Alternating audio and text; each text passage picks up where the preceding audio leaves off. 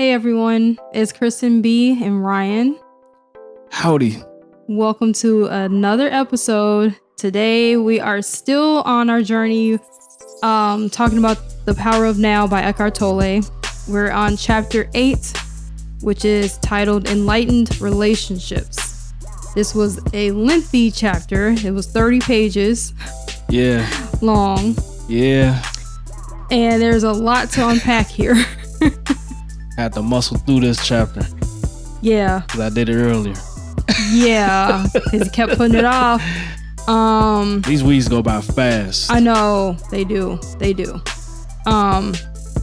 Especially when these chapters are, it's just so much to It's process. A lot to digest. Yeah. And read through and then try to think what we want to talk about. So that's a whole nother thing. But yeah. This podcast thing is new, but yeah. Yeah, anyway. Not to get all to that. So let's just jump into the chapter. What did you think? Yeah, like we said, there's a lot to digest, but I thought it was gonna be more different stuff than just a romantic relationship. I thought they was gonna get into more different relationships, including romantic relationships. I thought that was gonna be like kind of a part of it. Yeah, the basis, was definitely romantic relationships. But I think some of this can also be applied to non-romantic relationships as well. And he also talks at the end about your relationship with yourself. Yeah. And what that means. Yeah. I would have kind of hoped it would have been a little bit more specific, or even kind of less emphasized on romantic relationships for so long. Like it could have been like maybe halfway on a romantic relationship stuff, because I know that's a big thing, but it could have went into your familial relationships, your work relationships, could have went into different relationships like that. Like, how outside of my significant other, how could I be present in the relationships that I have with my family, with my coworkers, stuff like that. I think he addresses that though. So I think the reason why this chapter was so strongly about romantic relationships is because that for a lot of people is a scapegoat. It's a way for the unconsciousness within you to remain unconscious, and then your pain body to surface. I think a lot of that comes out in romantic relationships. I think that's why this is such a lengthy chapter, and it's specifically about that, because I think he's addressed before how you be present with someone and how you hold space for someone, even in a conversation. Yeah. And I think that all applies to all kinds of relationships. And I think also in this romantic, speaking of romantic relationships, I think that also applies to family and friends as well. Like, I think it can all apply there. But I think he's using romantic relationships as the emphasis here, because so many people look at it like, if I find my second half, if I find that person, then everything is going to be okay. And I'll be whole. And so I think that's a lot of people's quest. Yeah, I can understand that. Yeah. Because I know that like, okay, with that whole second half and all of that, I understand, because it's like it's another means to an end type of thing. It's that promised land mentality where, right, I get there, everything is gonna be good. I find that person, everything's all good. Yeah. Like, I'm gonna be happy. I'm gonna, But when it comes to like the pain body and all of that stuff resurfacing, I think family is a big trigger for a lot of people. Absolutely. And I think that the where the problem can come in at is that they're your family. So it's like you feel some sort of obligation to deal with all of the toxicity of the relationship because it's family. So it's like, how can you properly deal with it in a conscious way? Because I know that it's harder. I think it'll be a lot harder for a lot of people to maneuver through that type of situation. And that was the one thing that I kind of wish that he addressed a little bit more specific, because I think it could help a lot of people, including me. I mean, it's things that you would want to be able to be open with and all of that stuff with your family and all of that, and having a good relationship with them without the egos and all of that stuff kicking in. And it'll just be a kind of a way to practice, you know? So, I mean, that's the one thing I think that I felt could have been addressed a little bit, even if it was just family and then relationship, like romantic relationships, because I think those two are the biggest scapegoats, or the biggest like triggers for a lot of people. Yeah. And I mean, I get that. I understand where you're coming from. Just real quick though, side note, I did not say the date. Today is today is July 3rd, 2020. So you know what it is. Yeah, you know what it is. If you guys hear anything in the background, you hear stuff popping off. All kind of stuff going on outside right now. So just an FYI. But yeah, I forgot to say the date there. But anyway, I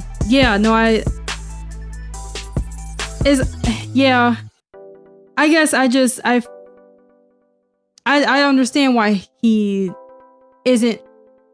I mean, it would probably take a whole nother second book to address just family and like the different kinds of relationships. And I think the core of it all comes back to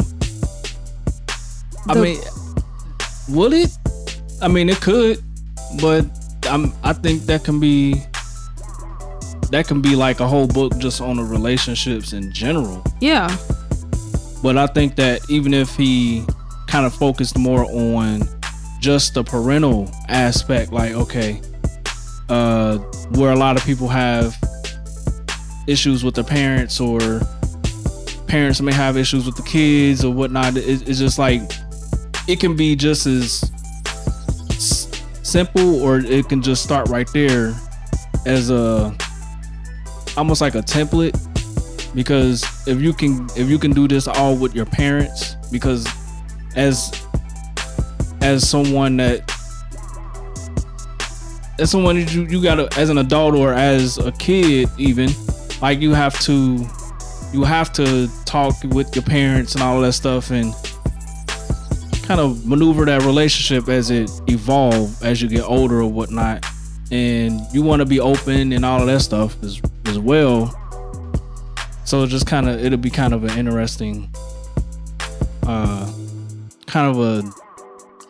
interesting breakdown on how you can maneuver a relationship like that, even if it was a broken relationship, like where it's an absentee parent and they come back, and then how would you deal with that type of pain body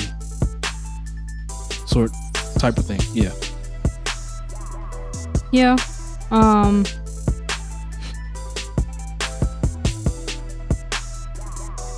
I get it. Okay. It's just a question. I mean, it's just like kind of that's the one thing I hope that would have been in this chapter, since he was talking about relationships in general. But yeah, I still think a lot of these things can still apply. A lot of things that he was talking about, how ego gets involved, how you want to change a person, like you want them to be a certain way, act a certain way. If they don't, then it triggers a pain in you. And I think honestly, that uprooting of the pain body, because you were conditioned within your family. Like family has a lot to do with our conditioning and things like that. And I feel like when that pain body arises through our romantic relationships, we can root it back to a lot of things that's in our family. So I think through romantic relationships, there could be a lot of growth, because it is those challenges is bringing up the pain in you. And because it's rooted in your family, you can look back and be like, oh, I bet that came from blah, blah, blah, because my mom treats me this way, or I didn't have my dad when I grew up, or whatever. Like, yeah. So I just think looking at this in a broader sense, that may, answer some questions for you. Okay. I think. So basically how he was doing, he just used romantic relationships as more of a vehicle and a kind of a basis, a starting point to kind of deal with all the other relationships that you may have. But this one is the more significant one, because this one is usually the one you'll have to deal with every day, versus like family and all that. You may not have to do, you may not run into your family all the time like you would. Well, it's not that, I don't think. These are relationships that we're choosing. When you're choosing a relationship with someone, you're choosing that. True. Versus family, you're born into a family. Yeah. Which, I mean, side note to that, you can choose. Like when you become an adult, and you're independent now, away from your family, you have that choice. Yeah. To deal with your family, Absolutely. In what capacity you need to deal with them, or whatever. But I just think that romantic relationships, because so often that is the goal for people, to find that person to like fulfill me, like be this way, because I need this kind of, it's the salvation part. That's where they think that their happiness is going to come from, and all of that. So I think that's why he's talking about that here, especially when you're looking for someone to spend your life with. Yeah. Right? And I just think, he's just pointing out that we get so wrapped up in the ego part of it, the unconscious part of it, where we select people and we just want them to be a certain way. Yeah. Want to change them. Want to change them.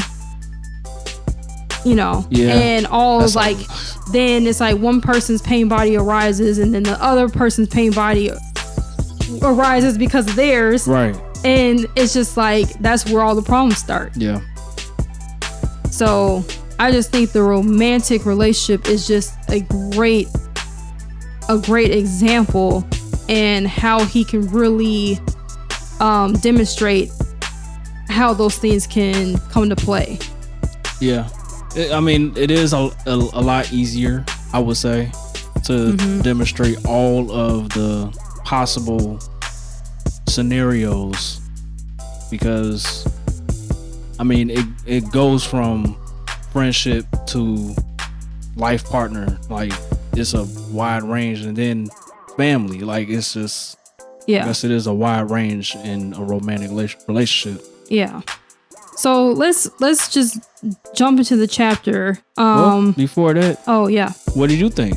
Oh yeah. What did I think? I thought there was some really good stuff in here in this chapter. There was a lot of points.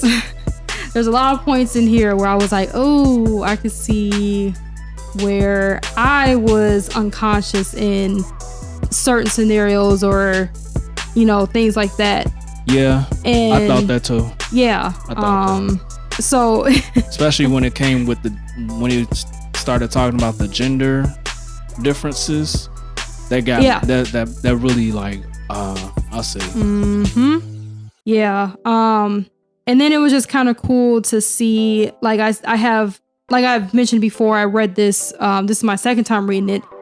So I have notes in the margin from the first time I read it. So to kind of see where I am mentally right now versus where I was back then is kind of cool. Yeah.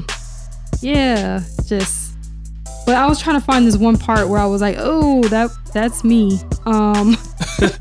There's a few parts, but oh yeah, in the middle paragraph on 151, what did he say? So when he was talking about when you get in a special relationship and all your ego's problems are met, or so they think at first. Yeah. And then he said, your world now has a center, the loved one. And I was like, oh. I literally just referenced you as my center in the Father's Day post. I was like, yeah. I was like, no, the center's in me. I'm the center. You need to recalibrate your center. I know. Yeah, so that was funny. But yeah, I thought overall this was a good chapter. It was long. Yeah. It took me, I had to read it. I kind of had to read it in chunks. Like the first 10 pages was the longest for me. Then after that, like I was able to kind of, really get into it. So yeah. Well, I could have read it in chunks, but I got a new distraction, so I couldn't. Yeah. Well. Yeah. Nice shiny distraction. Are you gonna say what it is? Because now you're being weird. I got a new keyboard, so yes, it's been. Last keyboard I bought was in 2008, so I was well overdue. So it was a nice new toy to play with. So yeah. Yeah. So that's why he kept putting off reading. Yeah. But I almost put it off today. Yeah. See. I know. So okay. Well, now that you read it, I read it. There were some questions. You said that there were some questions that really came up for you throughout this. Yeah. So page 150. So the middle, I guess it'll be the last paragraph. It's the big middle one. Okay. At the bottom, I highlighted, but sexual union is no more than a fleeting glimpse of wholeness, an instant of bliss. As long as it is unconsciously sought as a means of salvation, you are seeking the end of duality on the level of form where it cannot be found.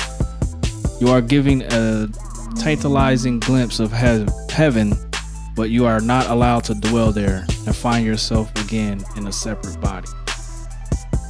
So basically, my question with, oh, that was the wrong spot.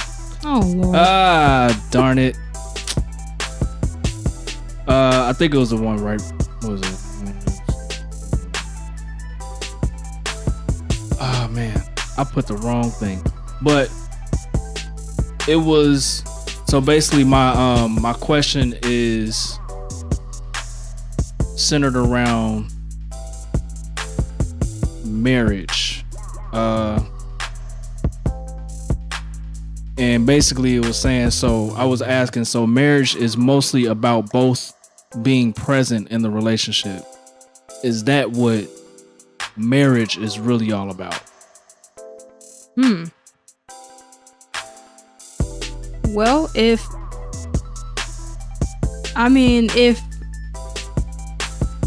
our purpose in life is to be present and to be in tune with our inner body, our inner God essence, then I would argue, yeah. Okay. Because I feel like you can't, unless you are present in your relationship, as this chapter is essentially proving, unless you are present, then there's no growth there. There's no love. There's no love, unconditional love. There's no unconditional love there. Is there a difference between unconditional and regular love? Absolutely. What's the difference? He says it. He did? Yes. Right here on 151 on the bottom. True love this is about true love. True love has no opposite. If your love has an opposite, then it is not love, but a strong ego need for a more complete and deeper sense of self. A need that the other person temporarily meets. So, is it love?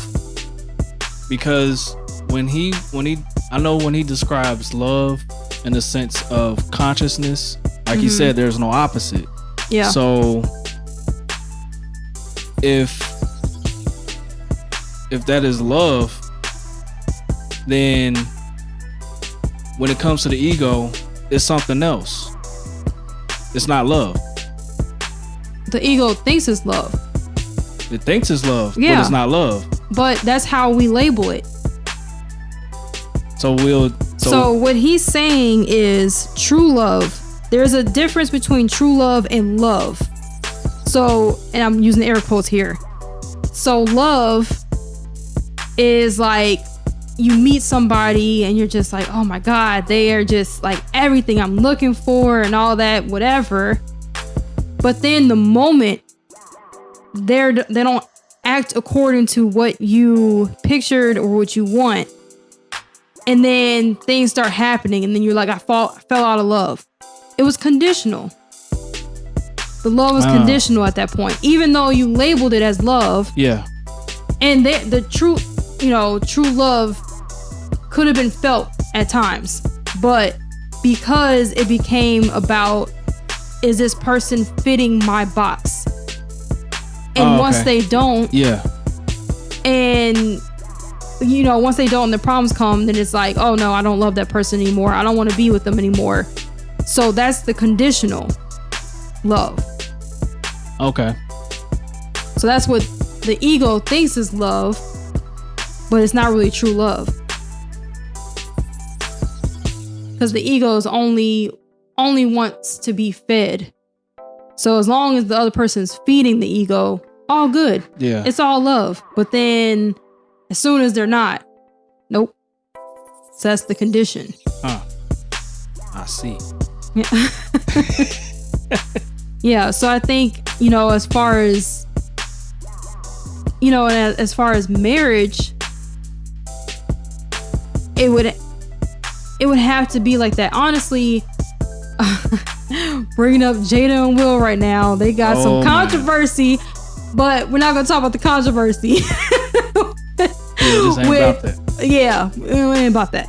But when they went through their, it's kind of about that, but when they went through their deconstruction of their marriage, essentially, they basically were like, we are no longer considering ourselves married. Like they don't label themselves as married. It's like they're life partners. So nothing the other person can do would make them leave. It's like, we are in here for the long haul. Unconditional. So they're present, you think, in their relationship? I think they've gotten to a point where they are now present. Yeah. Don't know the ins and outs, but from what I see. Yeah. Yes. And it took them to get there. Like, because in the beginning of the relationship, they've talked about, it's a lot of ego there. Right. So they had to get to a place where they literally got to a low point. At least Jada got to a low point. And then when Will realized that she was at a low point, it was like, okay, this needs to change. Like, we can't do this. Yeah. And so that was the lowest of the low point for them, to where they started, rebuilding, and they built by being present. That's what I think. So do you think that, because I know that a lot of people say that their relationship or their marriage or whatnot is weird. Like they got a weird relationship. Do you think that, because I know that Eckhart talked about homosexuality a little bit. Yeah. And how being pretty much being outside the box of society can bring you at a huge advantage in being present, because all of the unconsciousness is coming against you in some way or another about where you stand in society. So do you think that, kind of coming back to Will and Jada's marriage, do you think that their relationship that they had before now was them just trying to conform into a societal view of what a marriage is? Yeah, absolutely. They've even said it. Will has said, and not to break on to their relationship, I again don't know the ins and outs, but honestly I find this a lot more enjoyable to talk about, because now it feels I'm just putting that disclaimer out there, that's all. But with Will, what he said, he said flat out that he was all about image. His whole drive was success. Okay. He's like, I'm going to be successful. My family's going to be successful. We're going to be this picture perfect family. Like he like the breaking point for them was when he was building their house. He's like, I'm doing all this for you. Yeah, I remember that. And Jada's like, I don't want all this. You're not doing this for me. You're doing this for you. And that was like, she got to a place where she was just so down, crying every day and all that. And so for Will, he didn't understand. He's like, we're killing it right now. What's the problem?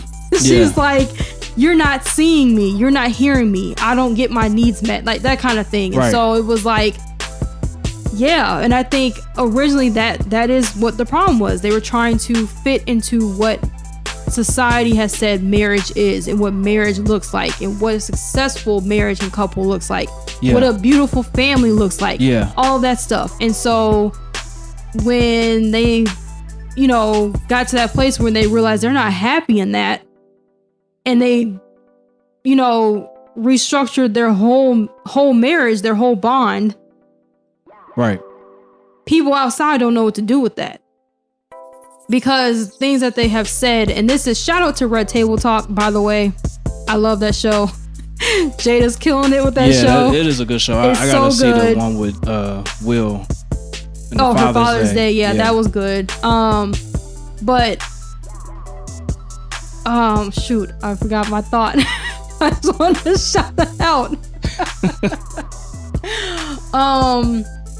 But the things that they have said on there, I think as they're opening up, I think it's throwing people off, because it's like saying like, oh, we're not married. So for them, the label of saying married has a stigma with it. And so they just changed it to life partner. They're still married. Legally, they're still married. Yeah. And they still have that union, but they're like, it's deeper than that. We are life partners, period. Right. Like, so there's no leaving this, period. Yeah, marriage, marriage and divorce. Yeah, right. There's a possibility. There's a way out. Yeah, there's no way out. We in it. And it's like nothing you can do that's gonna make me leave. Nothing you can do that's gonna make me leave. And even deeper than that, it's like, I think even deeper than that people can't wrap their head around is like, they'll reference and say like, just things that they reference is just like, there's no ownership here. You have free will to do whatever you want to do. Yeah. And live your life to make you fulfilled, because they recognize that they are not meant to fulfill each other. They're not meant to make each other happy. They're just an addition to it.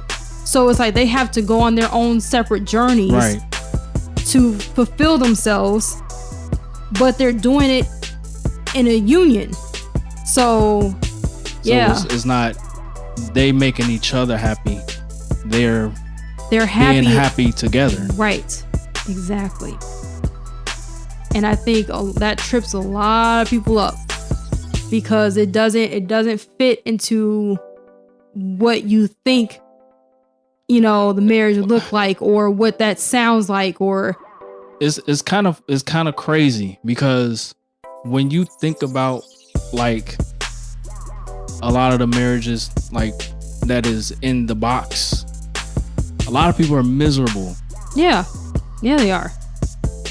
Holy smokes. Because they're trying to uphold this image or this idea of what marriage is, and so they're not taking. They're not doing them. They're not doing them. They're doing society. Yeah.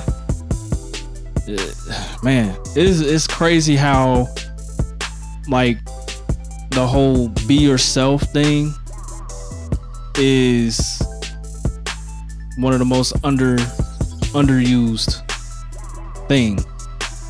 Oversaid but underused. Because, and I think that's another reason why he focuses so much on romantic relationships, is because when you talking about Eckhart, when you get into a relationship with someone or a marriage with someone, now it's us.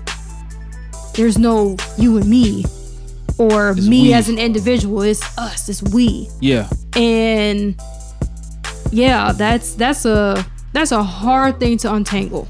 I mean, how do you feel about that? Just thinking about like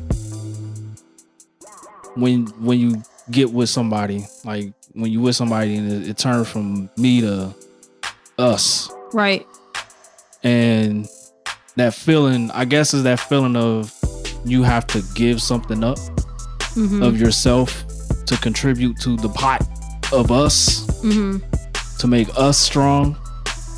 I mean, how do you feel about that? I mean, do it seem like it's something that should be restructured? Just in a general thing, you know what I mean? In a general sense? Generally speaking, like the mentality of that. Yeah. I absolutely do think that, and it's different for every individual.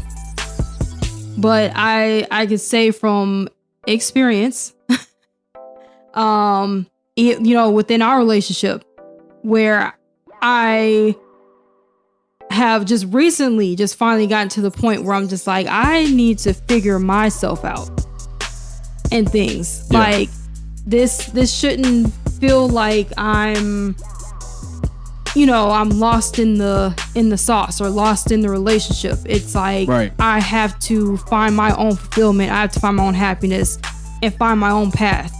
Well, not find it. It's there. Just being in tune with that. Right. So yeah, I mean, it's definitely, and I think, and this is not always true. I'm just generally speaking, a lot of times women especially, we kind of get into that role of like taking care of the house and taking care of the maternal. Taking care of the man, taking care of the kids if you have some, like all that stuff. Yeah. Like, and kind of get put last. And then that doesn't make you happy. Right. And then in turn, that's not going to make your partner happy because, yeah. Yeah. Somebody's going to end up being last. Yeah. And when all the maternal duties have to be fulfilled, all of the relationship duties don't, or a lot of them don't. Well, I think on both sides. Yeah, and again, the roles even. Yeah. Like I feel like oftentimes, people get stuck in these roles, and it's like that's not even what the relationship is about.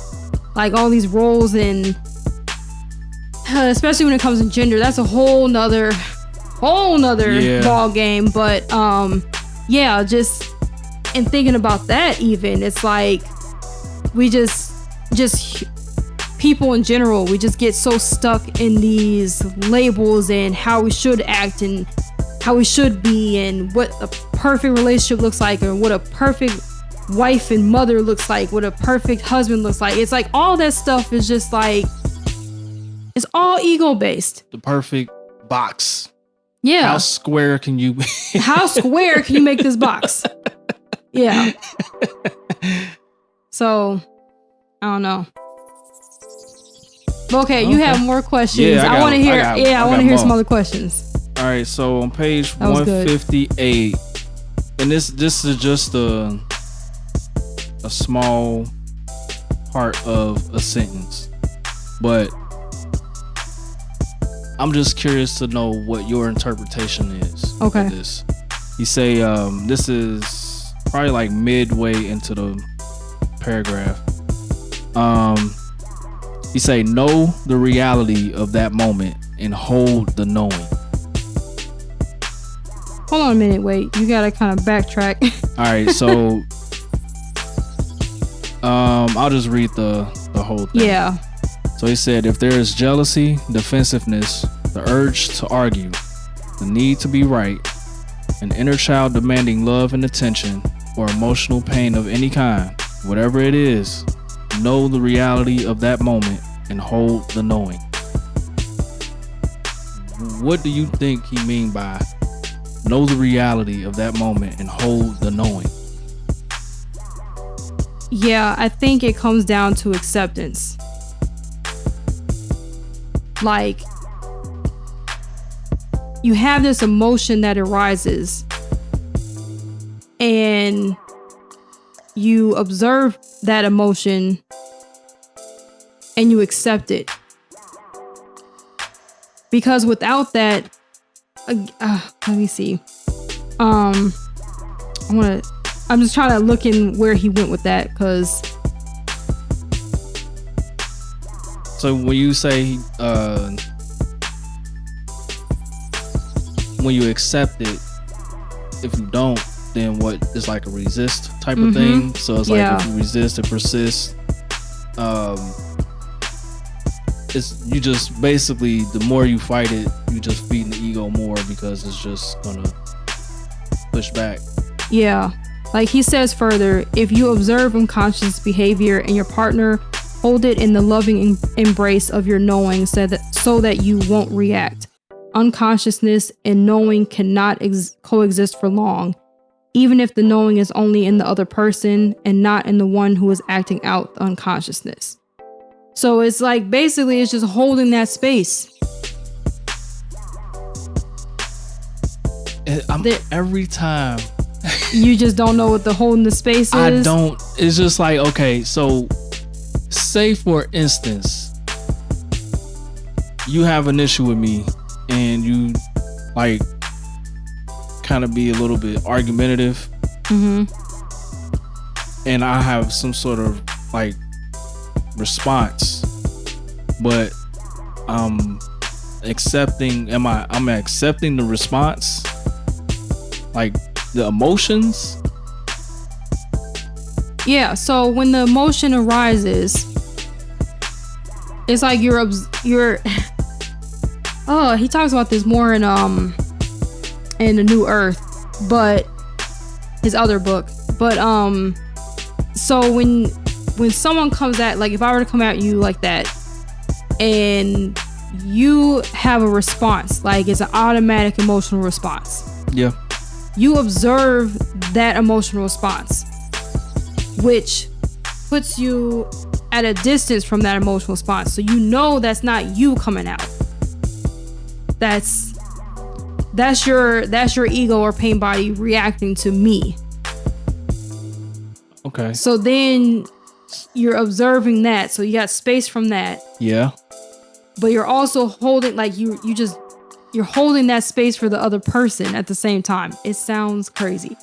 I think that's probably why I had that question, because it's hard to grasp Yeah. Even at a basic level, what he means, because it is so abstract that it's like it's hard to put your finger on it.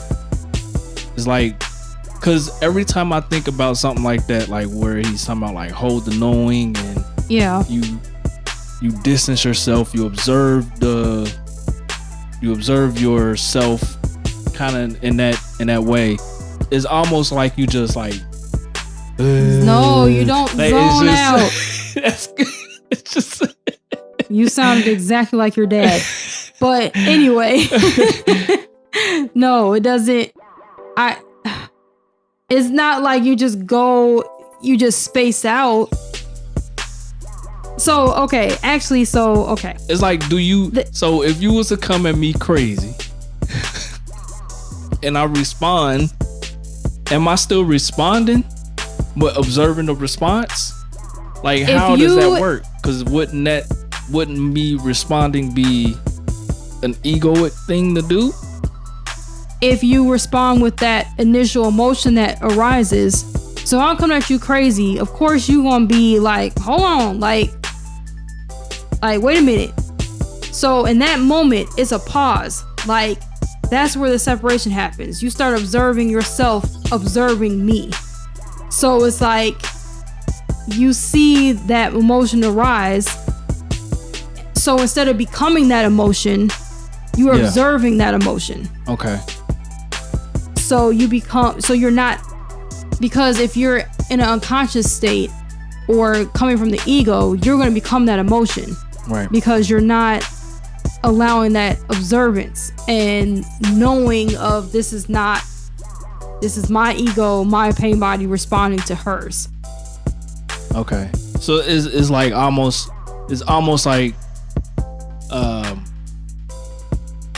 dang, I know it's like a anger management type of thing when it comes to like responding to people, where you count before you react type of thing or something like that. But I'm thinking like that, to where it brings you down a little bit to kind of check yourself.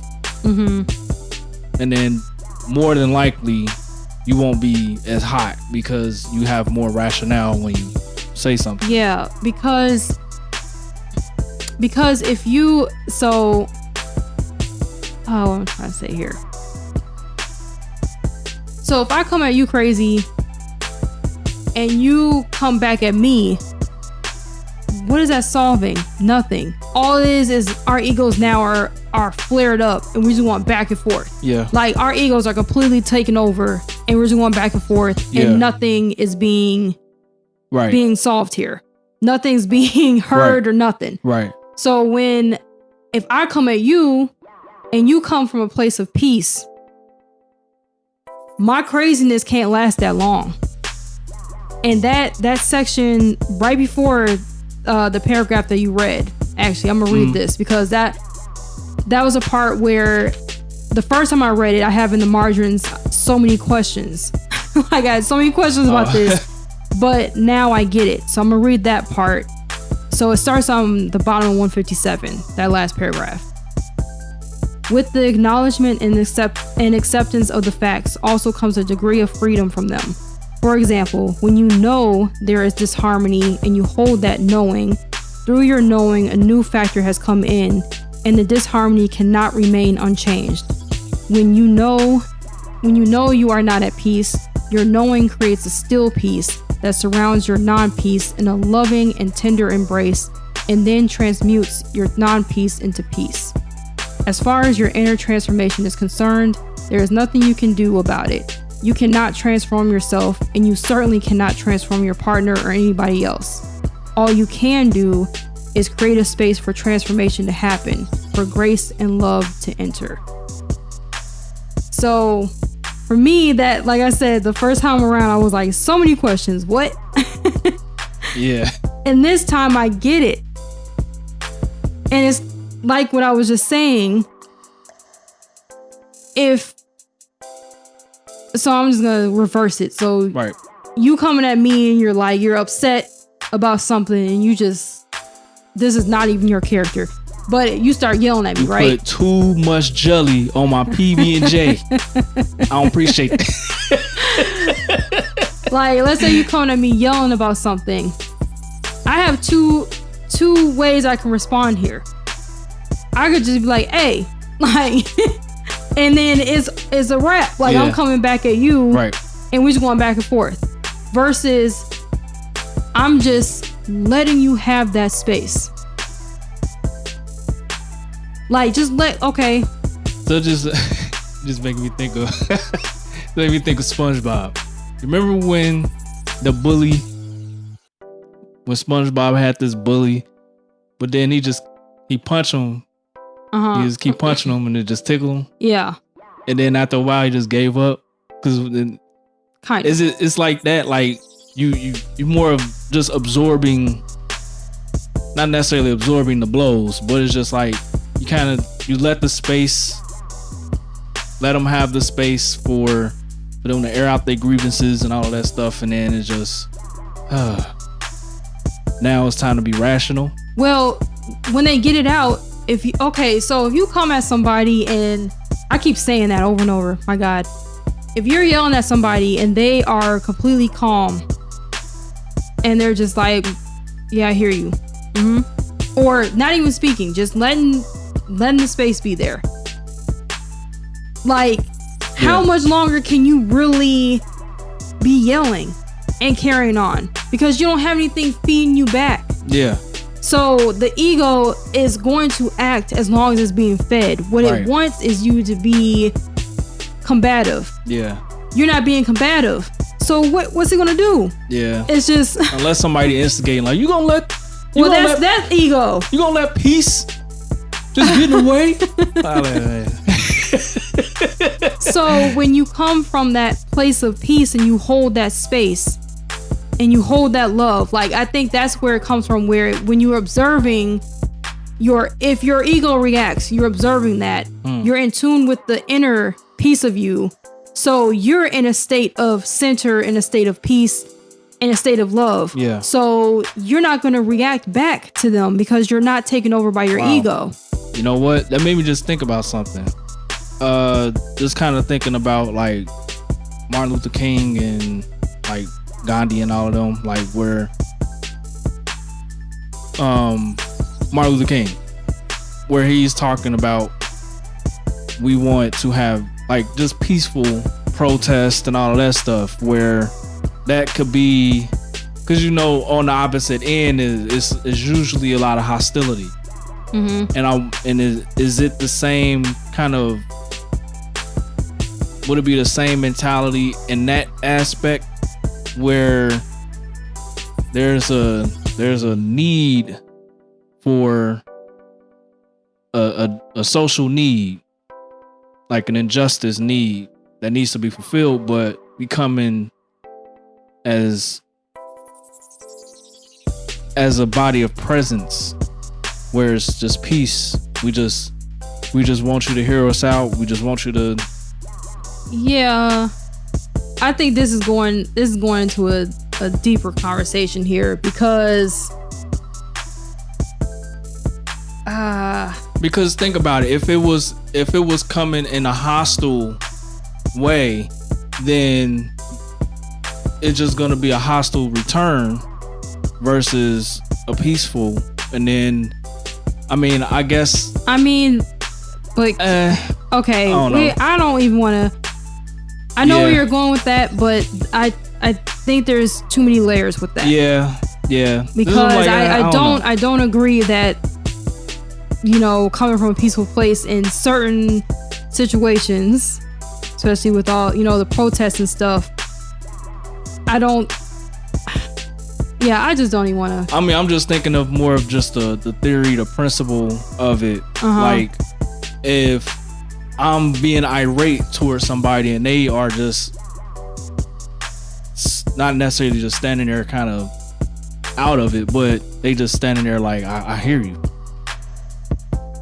in a way of not, there's no judgment or anything. It's just, I hear you. I want to be able to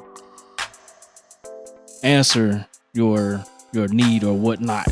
I mean, I think if collectively we were more like that, yes, I think we could really get somewhere. Yeah. And I think that's kind of where I'm coming from. Yeah. If, like, you know, I know he was talking about the collective ego and all of that stuff. Like, if there was a collective consciousness on that end as far as like protest and all of that type of stuff. But yeah, we can. Yeah. I mean, and no, never mind. Go ahead. I had another question. I know we kind of getting close. Yeah, that's also why I kind of want to leave that conversation long. Because I'm like, that could go so many ways. Yeah. But go ahead. Okay, so this one is going into how women are dealing with the pain body and like all of that stuff. Let's get into it.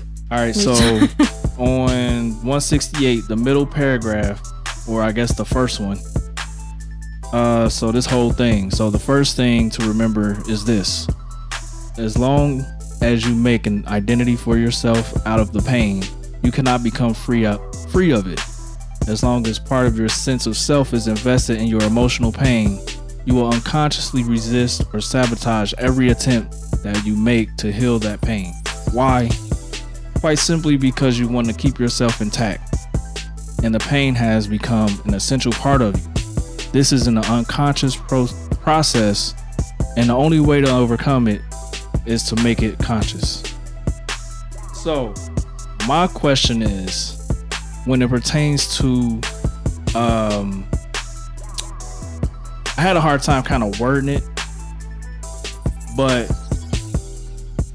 like, you know, when women kind of put out there their negative traits about them that they know they need to work on,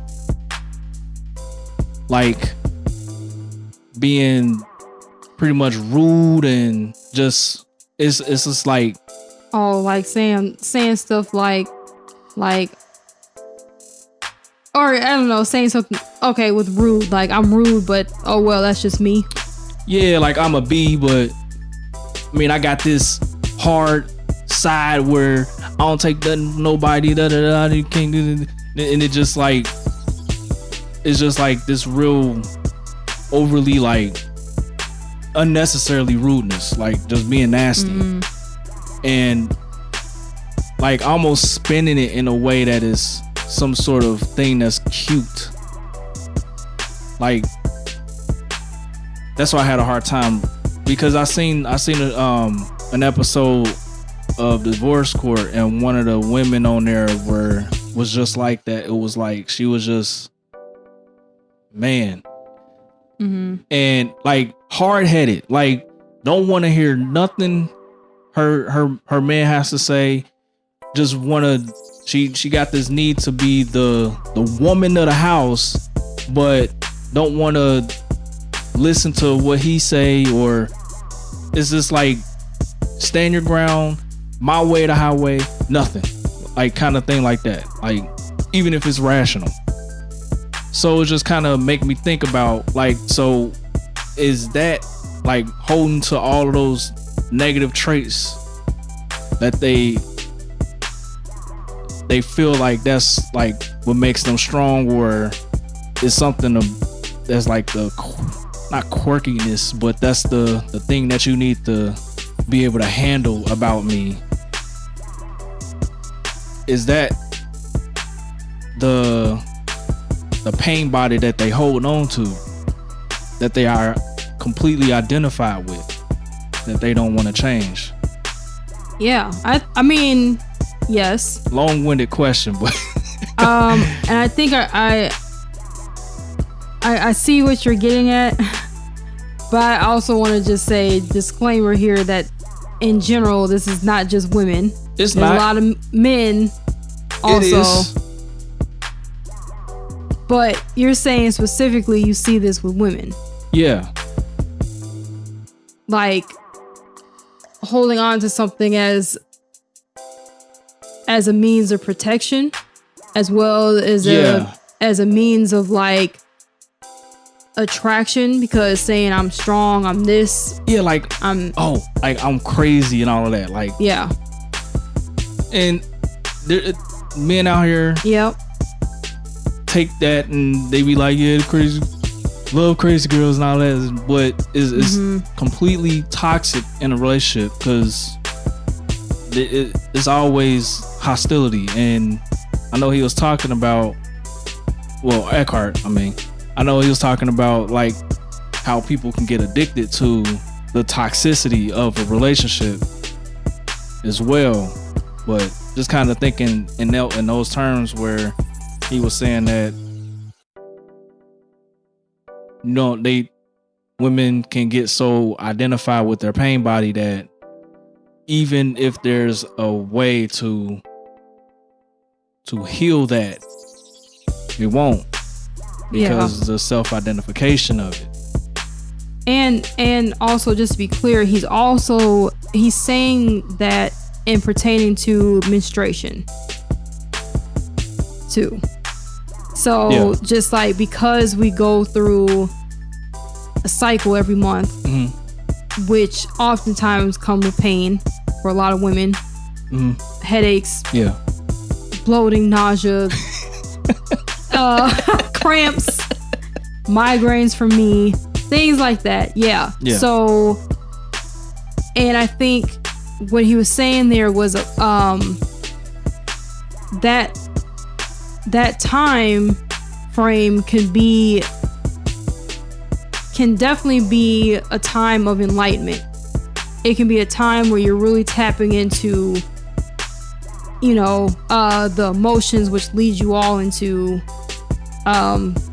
being more attached to your inner self. Yeah. Versus if you become attached to the pain of it, like the pain, even the generational pain that he was talking about, just a collective pain and all that. So I think, I don't really know exactly how to answer your question.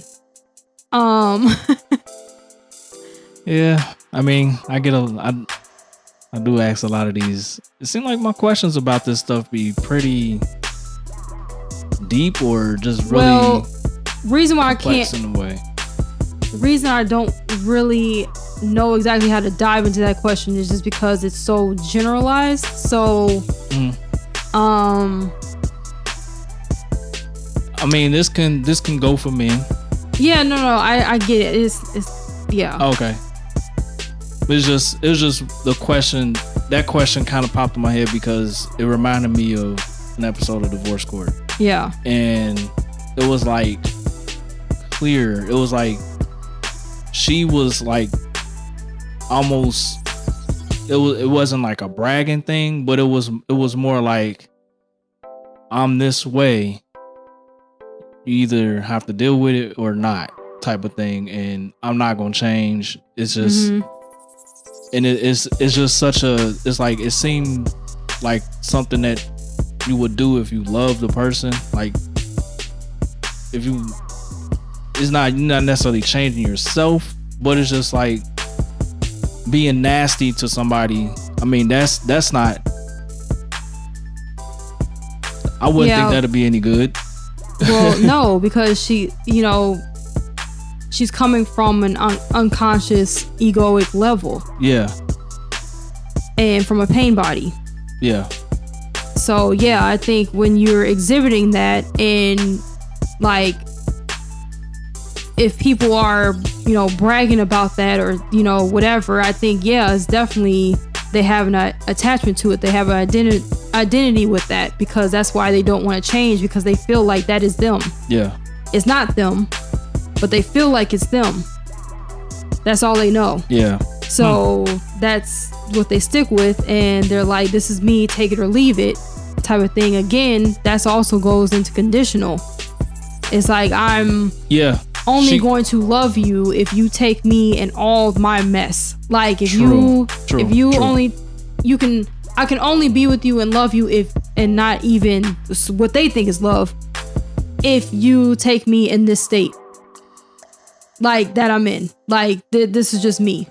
So you reject another reason why I feel like people get combative with that is because it's like if you're telling me that I'm being selfish or I'm being rude or you're attacking me personally because that's all a part of me. Right. So now you feel attacked, and so the ego is going to attack back, and then it just creates a bigger storm. It's just always just brewing because you're not coming from a place of presence and consciousness. You're coming from an unconscious level, right? And your ego is completely taken over. Your pain body is completely taken over.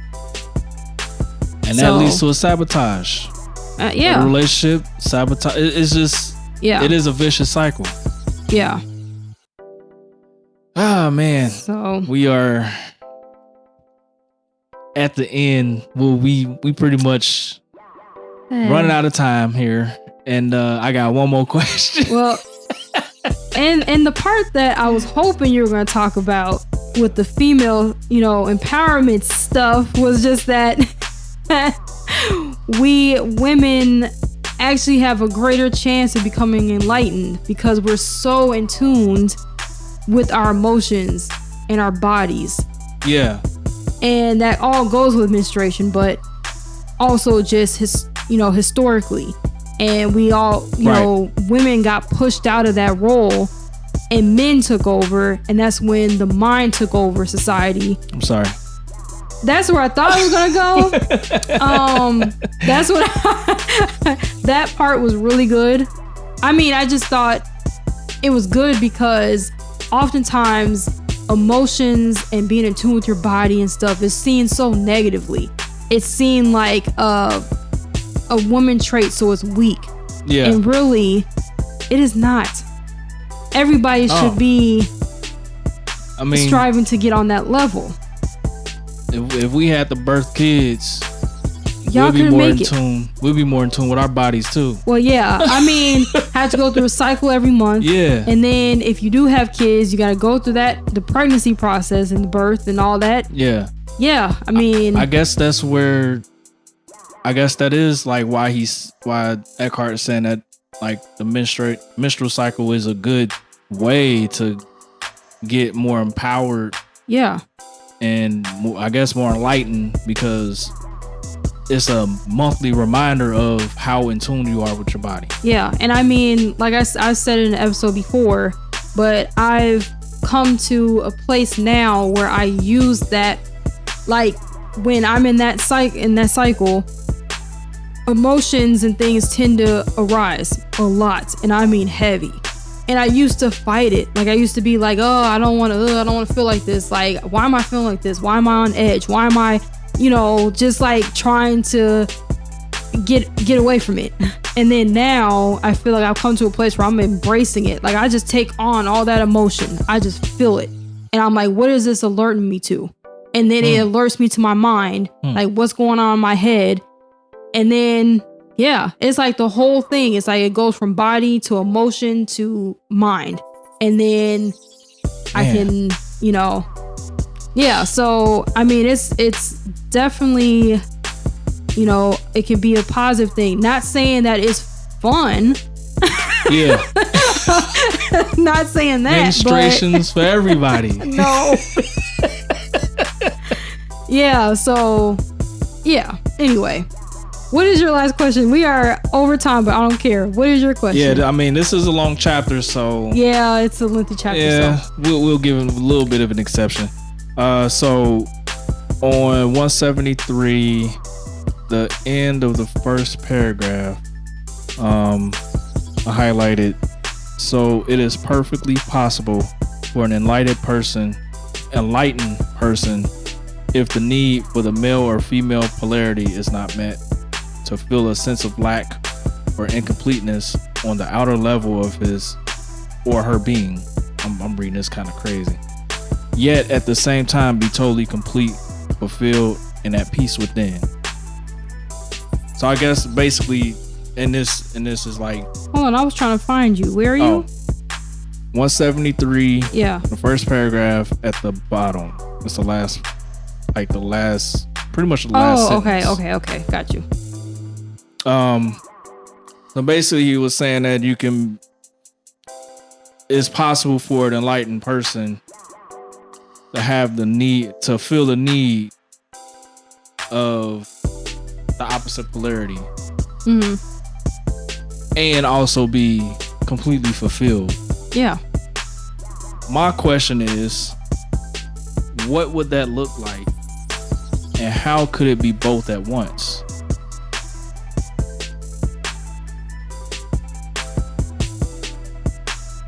I mean, I think even in taking Will and Jada, for example, if they for whatever reason were to actually separate, go their separate ways, yeah, I feel like because they are in an enlightened space, they would miss the other person or miss companionship, miss having someone, but their life is fulfilling. They don't need the other person to fulfill them, to make them happy, to be second part to make them whole. I see. Because they're already whole. Got it. That makes sense. So I think that, so if somebody's single and they want somebody, they you know, want to get a little bit. Yeah. That, or yeah. Or it could be deeper than that, where they really do want a relationship, or they want marriage or whatever. I think that's all part of the human experience. Yeah. So wanting that's cool. That's a longing that I feel like is natural. That's okay. But they're not looking for that in terms of like, I need someone to complete me. I need someone to make me happy. I won't be happy until I find this person. It's like, I'm good. My life is fulfilled. I'm taking care of myself. I'm in tune with myself. But it would be great to have another person to share that with. Okay. So I think that's what that would look like, versus someone who is like.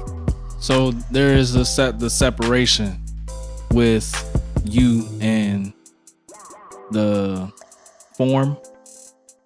Yeah, like, you know that the true you is good. Yeah. But the form you is like, yeah, I would like somebody. Right. You know. Okay. Yeah. Got it. That's what I think that looks like. But okay, so we're towards the end of the chapter here, so I wanted to talk about when he talks about relationship with yourself, because the questioner asks, is it not true that you need to have a good relationship with yourself and love yourself before you can have a fulfilling relationship with another person? So he basically says, okay, I'm just going to read this whole part because I think it's just so important. He says, if you cannot be at ease with yourself when you are alone, you will seek a relationship to cover up your unease. You can be sure that the unease will then reappear in some other form within the relationship, and you will probably hold your partner responsible for it. All you really need to do is accept this moment fully. You are then at ease in the here and now and at ease with yourself. But do you need to have a relationship with yourself at all? Why can't you just be yourself? When you have a relationship with yourself, you have split yourself into two, I and myself, subject and object. That mind-created duality is the root cause of all unnecessary complexity, of all problems and conflict in your life. In the state of enlightenment, you are yourself. You and yourself merge into one. You do not judge yourself. You do not feel sorry for yourself. You are not proud of yourself. You do not love yourself. You do not hate yourself, and so on. The split caused by self-reflective consciousness is healed, its curse removed. There is no self that you need to protect, defend, or feed anymore. When you are enlightened, there is one relationship that you no longer have, the relationship with yourself. Once you have given that up, all your other relationships will be love relationships. The The first time I read that, I put, whoa. Whoa. Because oftentimes, if people don't have a relationship with someone else, that is the main thing that they say. Not all the time, just some people, where it's like, I'm just loving me right now. I'm in a relationship with me. I'm gonna get married to me, like in a joking way or whatever. But it's like, that is interesting, because now you're putting yourself, like, who is me and I? Like, you're creating two separate people here, and also that whole saying of like, you can't truly love someone else until you love yourself. Yeah. Which I found is just not, I don't think that's all the way true. And so it's like, I know what I get what the meaning behind that is. I understand it. But when you think about it in terms like this, it's like, I mean, could that, if you don't love yourself, you can't love anybody else, hold true to what he's talking about? Yeah, but I think people don't think of it that way. It's the egoic love. It's the egoic love. It's the conditional love. Right. Yeah. Because I'm wondering, like, okay, he's when he mentioned, it was the very first sentence, because I got it highlighted, when he's talking about you can't be by yourself or whatnot. You just use the relationship to escape, basically. So if you were just to be okay with you being alone, then wouldn't that be love? Wouldn't that be self-love? You being okay with being alone. Yeah, like you are perfectly okay with being alone. And you're completely fulfilled, then your relationship won't be the means of an out, means of an end of the aloneness, because you are okay with being alone. Yeah, that comes from the enlightened place. But what he's talking about is when people create the separation of like, I'm just gonna love myself.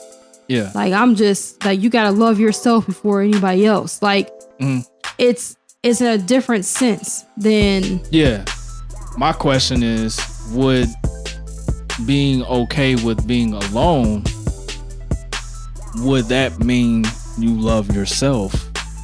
Because being present and being enlightened is love, right? Yeah. You're not necessarily loving yourself, but you are loved. Like, yeah, you are loved. So then being loved, and then you meet someone, you love somebody else, you loving you before you love someone else? Okay. Yeah, I mean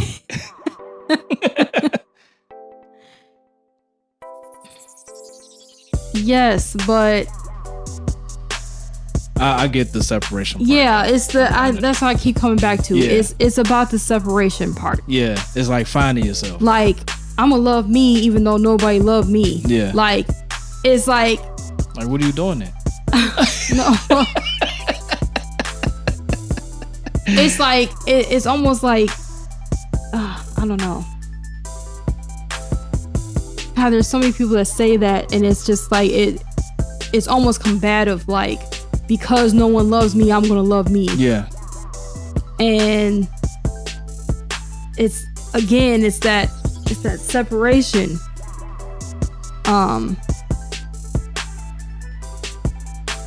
Yeah, but yeah, I don't know. But anyway, it just makes you think, because that section definitely put a pause, especially when he's like, you do not judge yourself, you do not feel sorry for yourself, you are not proud of yourself, you do not love yourself, you do not hate yourself, and so on. Like, when he say all of that, what is he like saying to you? Because you are you. So to say that you are proud of yourself or you love yourself, it's putting it. So you're splitting. Like, it's exactly what he says. You're splitting yourself. So you just be you. So instead of saying I'm proud of myself, you should say this is a proud moment. Ooh. Yeah, that's maybe.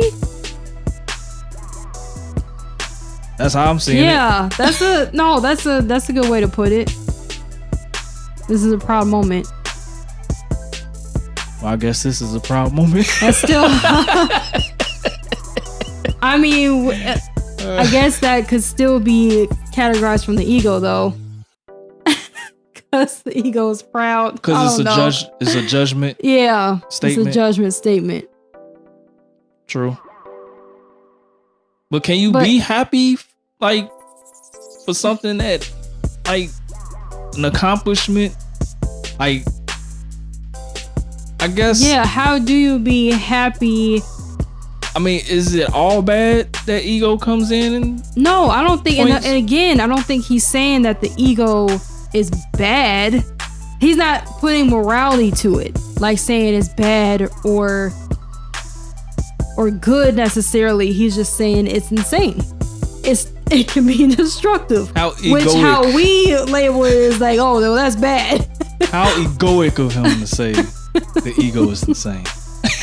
It is insane. Our minds are insane. What an egoic statement. Well, so much judgment in that. Well, it's the ego and it's the mind judging itself, essentially. But yeah, so I guess when he says, why can't you just be yourself? So I guess you would say I'm proud of this moment.